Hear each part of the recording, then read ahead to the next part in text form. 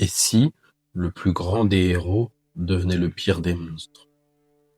Aujourd'hui, chez Focus Universe, nous allons plonger dans l'ascension héroïque de Gabriel Belmont, puis dans sa déchéance, jusqu'à devenir les ténèbres même qu'il combattait. Pour cela, repartons 16 ans en arrière. En 2010, où Konami décide de reboot la série originale Castlevania, qui avait déjà plus d'une dizaine de jeux à leur actif, comme Symphony of the Night pour ceux qui connaissent. Avec l'aide du studio Mercury Steam, Konami et leur équipe de Netrunners développent et sortent Castlevania Lord of Shadow 1, où l'on incarne Gabriel Belmont, un chevalier sacré animé par l'amour et consumé par la vengeance. Son aventure commence comme une quête de lumière lorsque la prophétie est déclarée.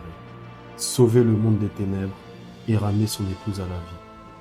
Mais au fil de son périple, cette quête noble va lentement se transformer en tragédie.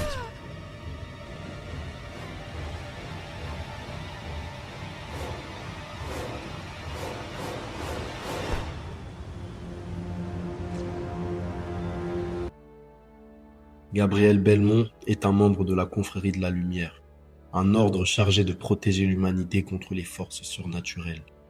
Lorsque sa femme Marie est assassinée, son monde s'effondre. Mais au lieu de sombrer immédiatement, il choisit de prendre les armes et de se battre.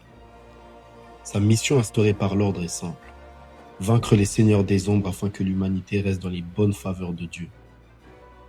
Durant Lord of Shadow, Gabriel incarne ce héros tragique qui est courageux, déterminé et prêt à tout sacrifier.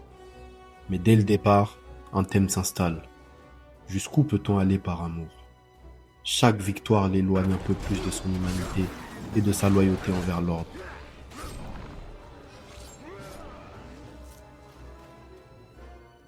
Le véritable tournant de l'histoire survient lorsque Gabriel découvre qu'il a été manipulé depuis le début.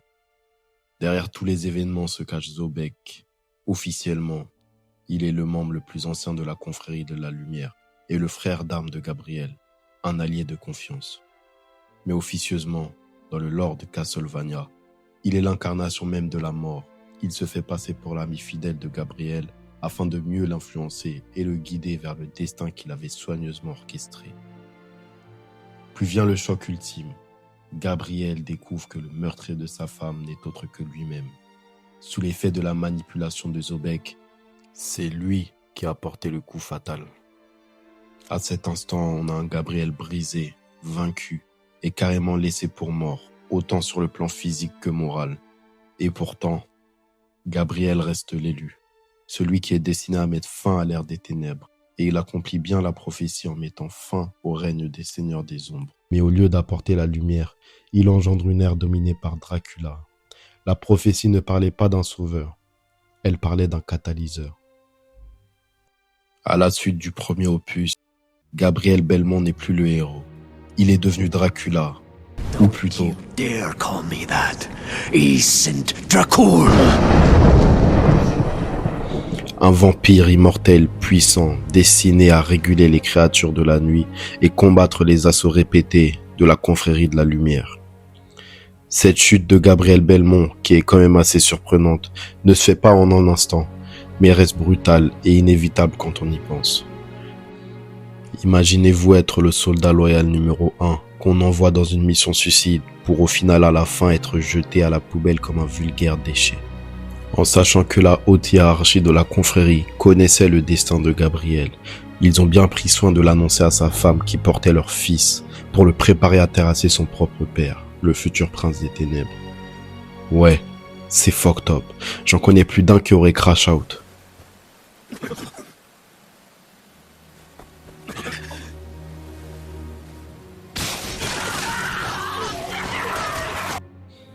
Le guerrier animé par l'amour est devenu un être vidé de tout espoir, un tyran retranché dans son château, trahi par ses anciens alliés, haï par le monde, rejeté par son propre fils qu'il devra tuer de ses propres mains.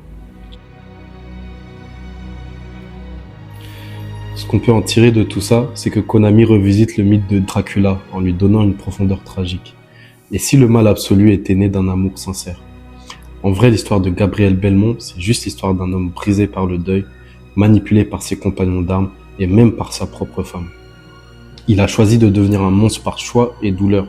Et au fond, c'est peut-être ce qui rend son histoire si puissante. Pour moi, il a clairement sa place parmi les grands hommes comme Anakin Skywalker, alias Dark Vador. C'est la fin de cet épisode chez Focus Universe. Lâche un petit like si t'as kiffé et n'hésite pas à me dire ton ressenti dans les commentaires. Merci et on s'attrape à la prochaine.